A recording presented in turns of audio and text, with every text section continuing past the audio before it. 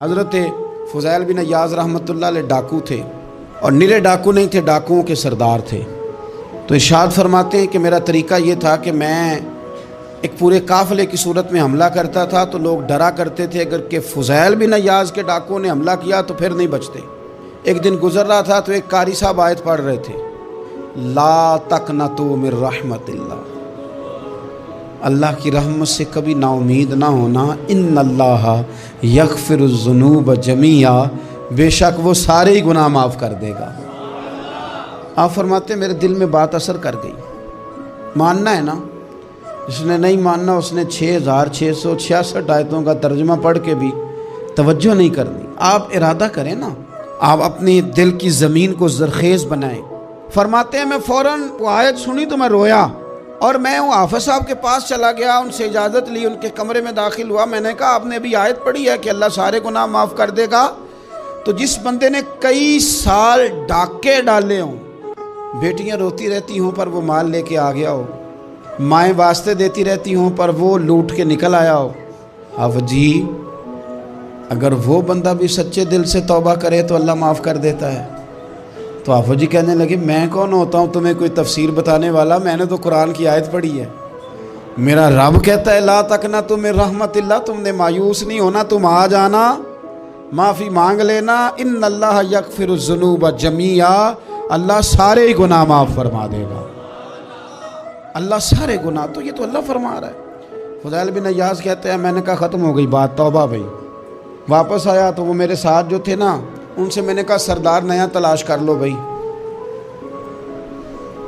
اب ارادے بدل گئے، پروگرام کچھ اور ہو گیا۔ اب تو لوگ ہمیں تانے دیں گے، اب تو لوگ باتیں کریں گے کہ اوتھے کی لین جانا ہے۔ فضیل بن عیاض کہنے لگے بس بھائی توبہ کرنی، اب تم کوئی اور سردار تلاش کر لو۔ اور اوپر سے نہیں کہا، توبہ کی تقریریں نہیں کی، دوسروں کو میسج نہیں بھیجے، اور لیکچر نہیں جھاڑے، رو کے کہا، درد سے کہا، دل سے کہا۔ تو وہ جو باقی کے تھے نا ان پر سردار کی بات کا اثر ہوا، کہنے لگے سردار ہم نے سردار نیا نہیں ڈھونڈنا، اگر چوریاں مل کے کی ہیں تو اب تو اس طرح تو نہ کر، توبہ بھی مل کے ہی کریں گے، اب اللہ بھی مل کے ہی کریں گے، اب بس تو اگر ادھر جائے گا تو ہم بھی تو جائیں گے نا۔ اللہ اکبر۔ فضیل بن عیاض کہتے ہیں ظاہر ہے مال لوٹا کرتے تھے، میں نے مسئلہ پوچھا علماء سے تو انہوں نے بتایا کہ یہ تو حقوق العباد کا مسئلہ ہے، جو لوٹا ہے وہ تو واپس کرنا ہی پڑے گا۔ اب میں نے وہ پیسے جمع کیے، اب سارے تو میرے پاس تھے نہیں، جتنے میں دے سکتا تھا دیے، جو کھا چکا تھا وہ رہ گئے۔ ایک یہودی کے پیسے رہ گئے، اس کے گھر چلا گیا، میں نے جا کے اسے کہا میاں میں نے کر لیا توبہ، اور میں وہ فضیل بن عیاض ڈاکو ہوں جس کے تیرے گھر سے اتنا مال لوٹا تھا، میرے پاس پیسے کوئی نہیں، وہ پیسے لگ گئے، اب تو اس طرح کر مجھے معاف کر دے۔ وہ کہنے لگا نا جناب، یہ بھی کبھی کبھی ہوتا ہے، لوگ نا شرافت کو بزدلی سمجھ لیتے ہیں۔ فضیل بن عیاض سے کہنے لگا میں تو پیسے لوں گا، ایسے تو نہیں معاف کرتا۔ آپ فرمانے لگے پیسے تو کوئی نہیں، یہ سچی توبہ ہے۔ وہ کہنے لگا پھر اس طرح کرو میری اونٹوں کو چارہ ڈالو، پیسے پورے ہوئے تو چلے جانا۔ کل ڈاکو تھے، ابھی وہ تلوار چلانی آتی ہے، نیزہ چلانا آتا ہے، ڈٹنا آتا ہے، اعصاب مضبوط ہیں، مسئلہ کوئی نہیں، لیکن توبہ سچی کی ہے نا، یہ سچی توبہ والے لوگوں کا طریقہ ہے۔ اس سے کہہ سکتے تھے کہ جا آج تھو لب دینی لے لے، تجھے کہا معاف کر دے، تو تیار ہی نہیں ماننے کو۔